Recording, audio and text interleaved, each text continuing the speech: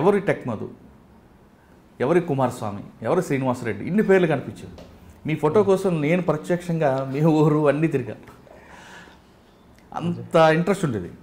అంటే మామూలుగా జనరల్గా పార్టీకి పక్క నుంచి రాష్ట్రాలకు ఆయుధాలు వస్తాయి, వాళ్ళు చేస్తారని. కానీ ఇంత పెద్ద డంపు, ఇంత పెద్ద ఒక ఫ్యాక్టరీ, దీనికి మళ్ళీ మీరు సప్లై చేయడం కూడా డిఫరెంట్ వేస్లో సప్లై చేయడం, అసెంబ్లింగ్ చేయడం, ఇంత నాలెడ్జ్ ఏంటా అని అనుకున్నాం. అదే టైంలో అప్పుడు చంద్రబాబు నాయుడు గారి మీద క్లైమర్ మ్యాన్ అటాక్ అవ్వడం, అదొక మిస్ఫైర్ అవ్వడం, అది తక్కిలపల్లి వాసుదేవ్ గారు అని రావడం. కానీ దానికి కూడా మధు గారిదే ఉంది అని అప్పుడు ఒక రూమర్ వచ్చింది, అది పక్కన పెడదాం. అయితే అప్పటి నుంచి చేస్తుంటే మీ ఇంటర్వ్యూకి ఇప్పుడు నాకు అవకాశం దొరికింది. మధు గారు యాక్చువల్గా 1990లో మీరు ఊర్లోకి వెళ్ళినప్పుడు, ఉద్యమంలోకి వెళ్ళినప్పుడు అప్పుడున్న పరిస్థితులు ఏ విధంగా ఉండేవి, ఎందుకు అట్ట వెళ్ళాల్సి వచ్చింది, వెళ్ళినప్పుడు అక్కడ పరిస్థితులు ఏంటి ఒకటి. రెండోది, సాధారణంగా ఉద్యమంలోకి వెళ్ళిన తర్వాత అందరూ కూడా ఫస్ట్ మిలిటెంట్, తర్వాత డీసీ, ఇలా రకరకాల క్యాడర్లో వెళ్తారు. కానీ మీరు ఒకేసారి సెంట్రల్ కమిటీకి వెళ్ళడం, అంటే స్టేట్ కమిటీ నుంచి సెంట్రల్ కమిటీ, మీకు ఆయుధాలు చేయాలనే ఆలోచన, 10th క్లాస్ చదువుకున్న వ్యక్తి ఆటో క్యాడర్ నేర్చుకోవడం ఏంటి, కంప్యూటర్ మీద పక్కా నాలెడ్జ్ పెట్టుకోవడం ఏంటి, ఇన్ని రకాలు మీకు రావడం అనేది ఒకటి. అంటే దీనికి ఎవరు ప్రోత్సాహం చేశారు, అదొకటి. ఏ విధంగా మీరు ఉద్యమంలోకి సప్లై చేసేవారు, రెండు. వాటితో పాటు సెంట్రల్ కమిటీతో చాలా మందితో మీకు సంబంధాలు ఉన్నాయి. హరిగోపాల్ గారు అవ్వచ్చు, రామకృష్ణ గారు అవ్వచ్చు, వటల్ సుధాకర్ రెడ్డి గారు, అందరూ మీతో బాగానే ఉంటారు. ఆయన చంద్రమౌళి గారు కానీ, ఇంతమందితో మీకు నేరుగా సంబంధాలు ఉన్న మధు గారికి పటేల్ సుధాకర్ రెడ్డి గారితో ఎందుకు విభేదాలు వచ్చాయి, మీరు ఉద్యమం నుంచి బయటకు రావడానికి ప్రధాన కారణం ఏంటి, పార్టీ వీడి? వీటితో పాటు బయటకు వచ్చిన తర్వాత మరికొంతమంది నక్సలైట్లుగా, మాజీ నక్సలైట్ అందరూ కూడా రియల్ ఎస్టేట్ వ్యాపారాలు చేస్తూ, సెటిల్మెంట్ చేస్తూ, దందాలు చేస్తుంటే, మీరు స్వయంగా మీ సొంత కాలం మీద ఒక మంచి ఇంట్రెస్ట్ పెట్టుకొని ఒక 10 మందికి ఉపాధి కల్పిస్తూ చేయడం అనే ఉద్దేశం ఏంటి? ఇవన్నీ ఒక ఎత్తి అయితే, ఒక దశలో నయంతో సంబంధాలు కొనసాగించారని కూడా ఒక ఆరోపణ వచ్చింది. ఇందులో వాస్తవం ఉందా లేదా? ఇవన్నీ ప్రశ్నకి సమాధానం చెప్పే ముందు ఒకసారి కుమారస్వామి గారి కుటుంబ నేపథ్యం చెప్పండి. యాక్చువల్గా నాది అంటే నిరుపేద కుటుంబం అనే చెప్పారండి. చాలా నిరుపేద కుటుంబం. మా అమ్మ, మా నాన్న ఇద్దరు కూడా కూలి పని చేసుకునే బతికేవాళ్ళు. అయితే మా అమ్మకు ఒక కోరిక ఉండేది, నా కొడుకు ప్రయోజకుడు కావాలి, బాగా చదువుకోవాలి, మంచి ఉద్యోగం చేయాలని ఒక కోరిక మా అమ్మకు చిన్నప్పటి నుంచి ఉండేది. నన్ను చదివించడం కోసం చాలా ప్రయత్నాలు చేసింది. నర్సంపేట అనే ఒక ప్రాంతంలో హాస్టల్లో నన్ను జాయిన్ చేయడం జరిగింది అన్నట్టు. యాక్చువల్గా నా ఉద్దేశం కూడా బాగా చదువుకోవాలన్న కోరిక నాకు బలంగా ఉండేది. సరే, మా అమ్మ కోరిక కూడా ఏంటంటే నన్ను గొప్పగా చూడాలన్న కోరిక తనకు ఉండేది. అందులో భాగంగానే నేను చాలా ఇంట్రెస్ట్గానే చదువుకున్నాను. 10th క్లాస్ వరకు బాగానే చదివాను. నేను చదువుతున్న క్రమంలో మా హాస్టల్కు రాడికల్ స్టూడెంట్స్ వచ్చేవాళ్ళు అన్నట్టు. వాళ్ళు వచ్చి అక్కడున్న విద్యార్థులను అందరినీ అంటే వాళ్ళతో పాటు నేను కూడా అందరం కూర్చొని ఆ పాటలు, వాళ్ళ పాటలు వింటూ, వాళ్ళ మాటలు వింటూ దానికి ఏదో బాగా ఇన్స్పైర్ అయిపోయాం. చిన్న వయసు అప్పుడు నాకు తెలిసి 14 సంవత్సరాలు ఇట్లా ఉంటాయి. 10th క్లాస్ అంటే 14-15 సంవత్సరాలు. ఆ క్రమంలోనే అది ఒక హీరోయిజం లాగా అనిపించింది మాకు ఆ సాంగ్స్. ఆ తర్వాత వరంగల్లో రైతు కూలి మహాసభలు జరిగినప్పుడు మా హాస్టల్ నుంచి ఒక టీమ్గా మేము ఒక 20 మంది పిల్లలం అలా వెళ్ళామన్నట్టు. అక్కడ గద్దర్ పాటలు ఇవన్నీ చూసి, ఆ ప్రజలను అదంతా చూసి ఇదేదో అద్భుతంగా ఉందని చెప్పేసి మేము ఫీల్ అయ్యాం. కానీ మాకు ఇది దాని వెనుక ఏముందనే విషయం మాకు అప్పటికి తెలియదు మాకు. కానీ అదొక ఉత్సాహం, అవునండి, ఒక ఉద్రేకమైనటువంటి ఆ పాటలు అవన్నీ విని మేము ఇన్స్పైర్ అయ్యాం. చాలామంది కూడా ఇదేదో బాగుంది అని చెప్పేసి అట్లా అనుకున్నామే తప్ప దీనివల్ల ఒక మార్పు తీసుకురావాలి, దానికోసం మనం లైఫ్నే సాక్రిఫైస్ చేయాలని అట్లాంటి ఆలోచన ఆ రోజు లేదు. కానీ ఆ ఇన్స్పిరేషన్ మాత్రము మా మైండ్లో ఉంది. అది ఇదేదో జరుగుతుంది, ఏదో చేస్తున్నారు అనేది ఉంది. అయితే మా దగ్గరికి ఆర్గనైజర్స్ వచ్చి ఎవ్రీ వీక్, ఎవ్రీ మంత్ అట్లా హాస్టల్కి వచ్చేసి మీటింగ్ పెట్టేవాళ్ళు. మీటింగ్ పెట్టేసి అప్పుడు చిన్నగా రాజకీయాలు చెప్పడం మొదలుపెట్టారు. ఫస్ట్ పాటలు పాడేవాళ్ళు, దాని తర్వాత కొన్ని జోక్స్ అట్లాంటివన్నీ వేసిన తర్వాత మేము ఏకాగ్రతగా వింటున్న టైంలో రాజకీయాలు చెప్పేవాళ్ళు అన్నట్టు. అంటే సొసైటీ అంటే ఏంటిది, సొసైటీలో భూస్వాములు ఎలా ఉంటారు, కూలీలు ఎలా ఉంటారు, ఇటువంటి రాజకీయాలు అని చెప్పేవాళ్ళు అన్నట్టు. ఒకవైపు నా స్టడీ కొనసాగుతూనే ఉంది, మరోవైపు ఇవి కూడా మైండ్లోకి రావడం జరిగింది. అయితే నాకు ఒకటి ఏంటంటే నేను ఇక్కడ నర్సంపేటకు వచ్చింది, హాస్టల్లో ఉన్నది ఎందుకంటే నేను చదువుకొని నేను గొప్పవాడిని కావడం కోసం వచ్చాను. తర్వాత 10th ఈ క్రమంలో ఈ రాజకీయాలు కూడా నా మైండ్లోకి రావడం జరిగింది. సరే 10th అయిపోయిన తర్వాత నేను మళ్ళీ మా కేసముద్రం వెళ్ళిపోయాను. కేసముద్రంలో మళ్ళీ ఒక సంవత్సరము నేను అక్కడే నెక్స్ట్ ఇయర్ నేను ఇంటర్ చేయడం కోసము హైదరాబాద్ రావాలి. కానీ మా అమ్మ దగ్గర ఏంటంటే నన్ను ఇక్కడ హైదరాబాద్ పంపించి చదివించడానికి కావాల్సినంత స్తోమత లేదు. లేకపోయేసరికి ఒక 1 year నేను 10th క్లాస్ ఆపేసి కేసముద్రంలో గుమాస్తా పని చేశాను. అక్కడ గుమాస్తా పని చేసిన నాకేంటంటే ఇంకా చదువుకోవాలి, అసలు ఏంటి నేను చదువు ఆపడం ఏంటి నేను అనేది నాకు మైండ్లో బాగా ఉండేది. ఓకే. తర్వాత ఒక మిత్రుడు ఏమన్నాడంటే హైదరాబాద్ వెళ్ళి పని చేసుకుంటూ చదువుకునే అవకాశం ఉంది, నువ్వు దాన్ని ఎందుకు వినియోగించుకోకూడదు అని చెప్పేసి ఒక మిత్రుడు చెప్పాడు అన్నట్టు. అప్పటికి అతను హైదరాబాద్లో ఉన్నాడు ఇక్కడ. సరే అతని సహాయం నుంచి నేను ఇక్కడ హైదరాబాద్కి వచ్చేసి హైదరాబాద్లో గాంధీనగర్ ఇండస్ట్రియల్ ఏరియాలో అది ఈపీఈ హైడ్రాలిక్ ఎయిర్ ప్రైవేట్ లిమిటెడ్ అనే కంపెనీలో నేను హెల్పర్గా జాయిన్ అయ్యాను. జాయిన్ అయ్యి సిటీ కాలేజీలో అప్లై చేశాను ఇంటర్ కోసం. సిటీ కాలేజీలో సీట్ వచ్చింది. ఫస్ట్ ఇయర్లో జాయిన్ అయ్యాను. కంపెనీలో పనిచేస్తున్నాను. ఆ కంపెనీలో పనిచేస్తున్నటువంటి క్రమంలో నాకేంటంటే అక్కడ పెద్ద పెద్ద ఇంజనీర్స్ వచ్చేవారు. ఆ కంపెనీ జర్మనీ కొలాబరేషన్తో ఏర్పడ్డటువంటి కంపెనీ అది. అక్కడ ఇంజనీర్స్ను వాళ్ళందరినీ చూసి అక్కడ హైడ్రాలిక్ సిస్టమ్స్ డెవలప్ చేస్తున్నారు అన్నట్టు. అక్కడ నాకు చాలా ఇన్స్పైర్ అయిపోయాను. నేను కూడా ఒక ఇంజనీర్ని అవుతే నేను కూడా ఇంత గొప్ప అంటే ఇటువంటి ఎక్విప్మెంట్స్ నేను కూడా తయారు చేస్తాను కదా అనే ఒక ఆలోచన బలంగా అక్కడ మళ్ళీ స్టార్ట్ అయింది అన్నట్టు. ఇంటర్లో జాయిన్ అయ్యాను, కాలేజ్కి వెళ్ళొస్తున్నాను, మళ్ళీ సాయంత్రం పూట ఈ కంపెనీలో హెల్పర్గా పనిచేస్తున్నాను అన్నట్టు. అట్లా కొంతకాలము జరిగింది. ఒక 6 months అట్లా అయింది. అయిన తర్వాత ఆ గాంధీనగర్లోనే ఒక రూమ్ ఉండేది, రూమ్లో ఉంటున్నాను నేను. నా రూమ్ పక్కనే ఈ విప్లవ కార్మిక సమైక్యకు సంబంధించినటువంటి వాళ్ళు కొంతమంది అక్కడ రూమ్ తీసుకొని ఉన్నారు. వాళ్ళు జనరల్గా పరిచయం అయ్యారు. ఏ కంపెనీలో నేను పలానా కంపెనీలో జాబ్ చేస్తున్నాను, చదువుకుంటున్నాను అని చెప్పాను. నా బ్యాక్గ్రౌండ్ అదంతా తెలుసుకున్న తర్వాత నర్సంపేటలో చదివానన్న తర్వాత వాళ్ళు ఇంకా నాతో ఎక్కువ క్లోజ్ అవ్వడం మొదలుపెట్టేసి ఆ టైంలో జననాట్య మండలి పాటలు బాగా ఫేమస్గా ఉండేవి అన్నట్టు. వాళ్ళ దగ్గర ఒక టేప్ రికార్డ్ ఉండేది. ఆ టేప్ రికార్డులో ఎక్కువ ఆ పాటలు వేసుకుంటూ వినేవాళ్ళు వాళ్ళు.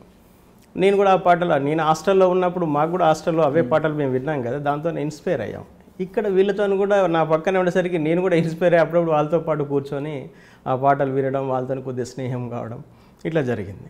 అయితే వాళ్ళ దగ్గర ఒకసారి క్రాంతి పత్రికను వాళ్ళ దగ్గర చూశాను, నా పక్క రూమ్ వాళ్ళ దగ్గర చూసి వాళ్ళు చదవమని నాకు కూడా ఇచ్చారన్నట్టు. అరే నేను హాస్టల్లో ఉన్నప్పుడు ఇదే పత్రికను చూశాను, క్రాంతి పత్రికను. అంటే అక్కడ రాడికల్ స్టూడెంట్స్ అని అప్పుడు పిలిచేవాళ్ళు. వాళ్ళే ఇక్కడ ఉన్నట్టున్నారు అని చెప్పి అన్న తర్వాత కొద్ది రోజులకు ఆ లోకల్గా ఉన్న ఆర్గనైజరు ఆ రూమ్కి వచ్చాడు. ఆ రూమ్కి వచ్చి నాతో కలవడము, మాట్లాడము. అతను కూడా చనిపోయాడు, మజ్జిగరాజు అని అతను చనిపోయాడు. తర్వాత అతను నాకు అనేక విషయాలు చెప్పేవాడు అన్నట్టు. చెప్పేసి నువ్వు అంటే నా ఇంట్రెస్ట్ చెప్పాను. నేను చదువుకోవాలి, నాకు ఇంజనీర్ కావాలన్నటువంటి కోరిక నాకు ఉంది, కాబట్టి నేను ఇటువంటి రాజకీయాలకు నేను దూరంగా ఉంటానని చెప్పాను. చెప్పేప్పుడు అతనేమన్నాడంటే నీ లైఫ్, నువ్వు ఇంజనీర్ అయితే నీ లైఫ్, నీ కుటుంబం లైఫ్ బాగుపడుతుంది. కానీ నీలాంటి వాళ్ళు ఈ సొసైటీలో చాలామంది ఉన్నారు, వాళ్ళ లైఫ్ చేంజ్ చేయడం కోసం నీలాంటి వాడిని అవసరం ఉంది. నీలాంటి తల్లి, ఇప్పుడు నీకు ఒక తల్లి, అప్పటికి మా నాన్న చనిపోయాడు, ఒక 2 years అట్లా అవుతుంది, 3 years. నీ తల్లి, నీ చెల్లె వీళ్ళందరూ ఉన్నారు. అట్లాంటి కొడుకులు లేని తల్లులు చాలామంది ఉన్నారు, అన్నయ్యలు లేని చెల్లెలు చాలామంది ఉన్నారు.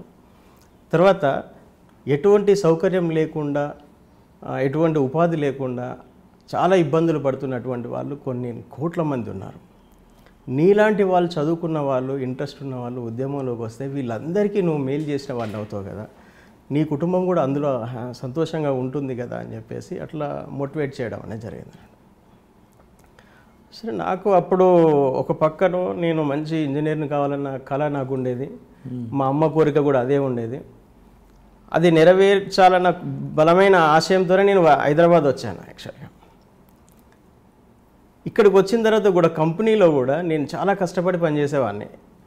నాకంటే సీనియర్స్ ఉండేవాళ్ళు, వాళ్ళకంటే కూడా ఎఫిషియెంట్గా నేను బాగా వర్క్ చేసేవాడిని అన్నట్టు. చాలా స్కిల్గా నా వర్క్ని చూసి కంపెనీ మేనేజ్మెంటు చాలా అబ్బురపడేది అన్నట్టు.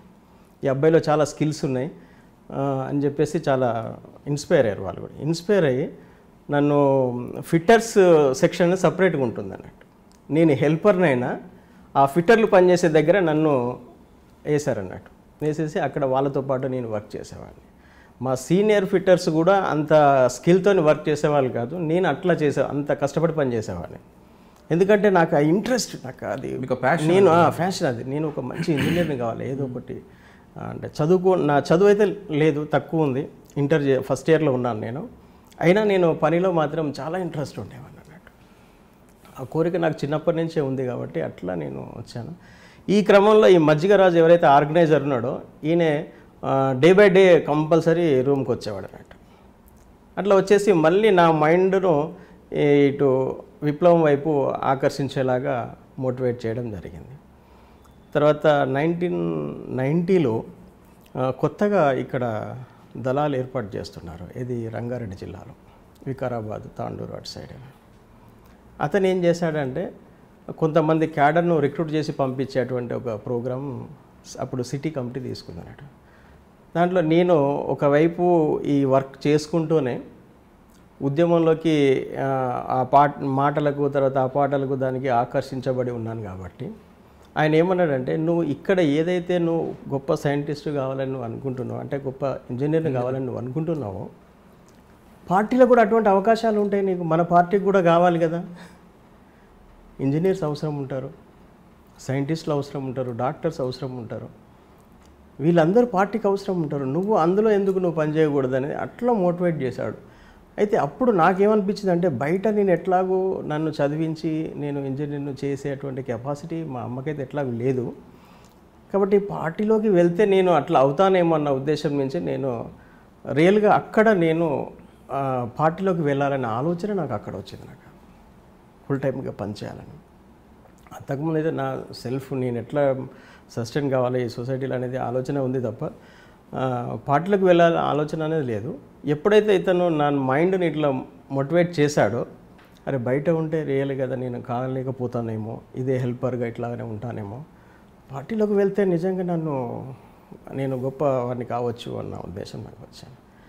నేను గొప్పవాడిని అయితే పార్టీకి ఉపయోగపడుతుంది, అల్టిమేట్గా ప్రజలకు ఉపయోగపడుతుంది, దాంట్లో నా కుటుంబం కూడా ఉంటుందన్న ఆలోచన నాకు ఆ రోజు ఉంది. అది అట్లా నేను వెళ్ళాను. అంతకు మించి ఇంకా వేరే ఇంకా బలమైన కోరికలు కానీ ఇంకేం లేవు.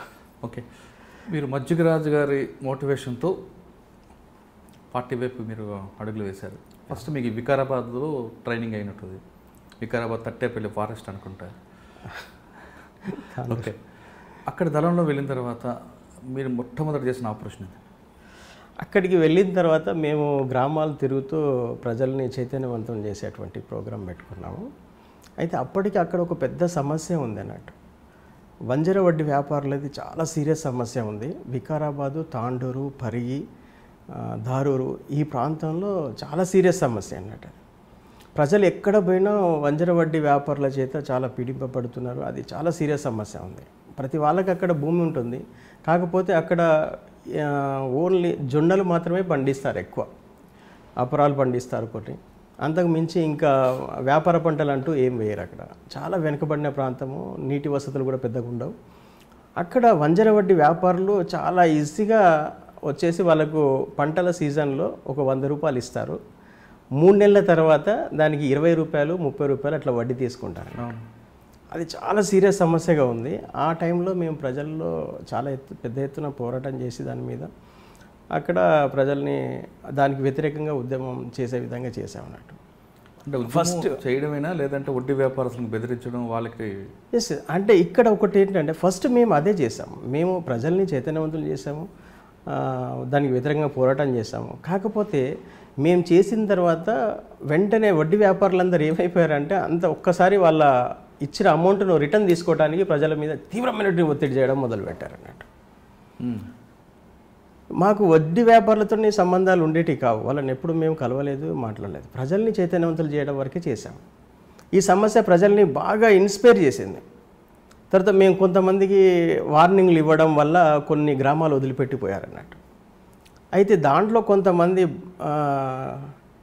వడ్డీలు బాగా ఇచ్చినటువంటి వాళ్ళు, అటువంటి వాళ్ళు ప్రజల్ని పోలీసుల సహాయంతో, అక్కడ ఉన్నటువంటి పెదందారుల సహాయంతో వాళ్ళను బాగా ప్రెజర్ గురి చేయడము, వాళ్ళని హెరాస్మెంట్ చేయడము ఇవన్నీ చేశారన్నట్టు. చేస్తే అప్పుడు ఆ టైంలో మేము ఒక చిట్యాల అనే ఒక ఊర్లో అన్నట్టు, ఆ ఊర్లో ఒక వంజరవడ్డీ వ్యాపారిని చంపడం అనేది జరిగింది. అది దాని తర్వాత అక్కడి నుంచి వంజరవడ్డీ వ్యాపారులంతా పారిపోయారు, ఇచ్చిన డబ్బులు వదిలిపెట్టి పారిపోయారు. దాని తర్వాత ప్రజలలో వాళ్ళు చాలా సంతోషంగా ఫీల్ అయ్యారు. కానీ నెక్స్ట్ వాళ్ళ క్రాప్ వచ్చేసరికి వాళ్ళకు డబ్బులు ఇచ్చేవాడు ఎవరు లేడు. అట్లా బాగా సఫర్ అయిపోయారు. ఏంది ఈ సమస్యను, మనం ఒక సమస్యను పరిష్కరించాము కానీ ఇంకొక సమస్య వచ్చింది అనేది ఒకటి బాగా ఇదైపోయి బ్యాంకుల వాళ్ళని అప్రోచ్ అయితే బ్యాంకుల వాళ్ళు ఇచ్చేవాళ్ళు కాదు. అట్లా ప్రజలు కొద్దిగా బాగా సఫర్ అయ్యారు. తర్వాత మీరు వికారాబాద్లో ఉంటూ మరి జగదీరుగుట్ట ఆ ప్రాంతంలో కూడా జీడిమెట్ల ప్రాంతంలో మీ మూమెంట్ కనిపించేది అప్పట్లో, ఎందువల్ల ఇచ్చేవారండి?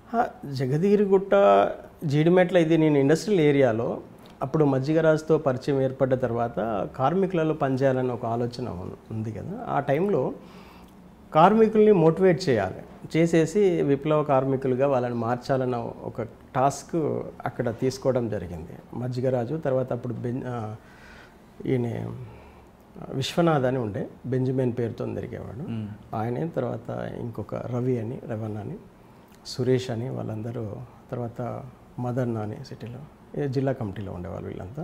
అయితే ఇక్కడ కార్మికులను అంటే విప్లవ పార్టీలోకి తీసుకురావడం కోసం అని చెప్పేసి మేము చాలా కంపెనీలలో వెళ్ళి పనిచేయాల్సి వచ్చింది. అప్పుడు ఆర్గనైజేషన్ ఎలా చేసేవాళ్ళం అంటే ప్రతి కంపెనీలోకి మేమే వర్కర్స్గా వెళ్ళేవాళ్ళం. దాంట్లోకి వెళ్ళేసి కార్మికులతో పరిచయాలు పెంచుకొని అట్లా వాళ్ళు ఒక 10 మంది కనుక పరిచయం అయిపోతే వాళ్ళతో ఒక చిన్న యూనిట్ విప్లవ కార్మిక సమైక్య అని చెప్పి దానికి ఒక పేరు పెట్టేసి ఒక యూనిట్ అట్లా స్టార్ట్ చేసేవాళ్ళం. అట్లా నేను జగదీరుగుట్ట, తర్వాత జీడిమెట్ల, బొల్లారము, గాంధీనగరు, తర్వాత మెడ్చెలు, ఈ ఏరియాలో మొత్తం నేను మా ఆర్గనైజర్ కింద అంటే మజ్జిగరాజు ఆర్గనైజర్గా ఉండేవాడు. ఆ ఏరియాలో బాగా తిరిగి కార్మికులను ఐక్యత చేయడం కోసం ప్రయత్నం చేశాను. ఈ క్రమంలో నేను చాలా కంపెనీలలో నేను పనిచేశాను. అట్లా నేను ఎక్కువగా చాలా కంపెనీలోకి వెళ్ళినప్పుడు నేను 2 యాంగిల్లో పనిచేసేవాడిని. ఒకటి, ఈ కంపెనీలో అసలు టెక్నాలజీ ఏముంది అప్పుడే నేను బాగా అబ్జర్వ్ చేసేవాడిని. ప్రతి దగ్గర నేను వెళ్ళడం కంపెనీలో పనిచేసి బతకడం కోసం కాదు కదా, నేను కార్మికులను కలవడం కోసం వెళ్తున్నా. సరే, మజ్జిగరాజు ఏం చెప్పాడు నాకు, మన పార్టీకి కూడా మంచి ఇంజనీర్స్ అవసరం ఉన్నారు, ఫ్యూచర్లో మీరందరూ అక్కడికి వెళ్తారన్నారు కదా, అసలు ఏం అవసరం ఉంటుంది, అసలు ఈ మిషన్లన్నీ ఎలాగా ఆపరేట్ అవుతున్నాయి, ఎట్లా ఉత్పత్తి చేస్తున్నారు, దాని మీద నేను ఎక్కువగా స్టడీ కూడా చేసేవాడిని అన్నట్టు. అట్లా 2 విధాలుగా నాకు, ఎందుకంటే నా మనసులో నేను ఒక ఇంజనీర్ని కావాలన్న కోరిక బలంగా ఉంది కదా, ఆ కోరికను రేపు పొద్దుగాల నేను తీర్చుకోబోతున్నాను పార్టీలో. దానికోసం బేసిక్గా నాకు ఏం కావాలనేది ప్రతి కంపెనీలోకి వెళ్ళినప్పుడు ఇది ఈ యాంగిల్లో కూడా నేను అబ్జర్వ్ చేసేవానండి. ఏ మిషన్ ఎలా పనిచేస్తుంది, కార్మికులు ఎలా పనిచేస్తున్నారు, ఇట్లా కూడా ఆలోచన చేసేవాడిని. అట్లా నేను ఈ మెడ్చల్, ఈ చుట్టుపక్కల ప్రాంతాల్లో బాగా తిరిగి చాలా కంపెనీలో పనిచేశాను. అప్పుడు జగదీరుగుట్ట బేస్గా ఉండేవాడిని అక్కడ.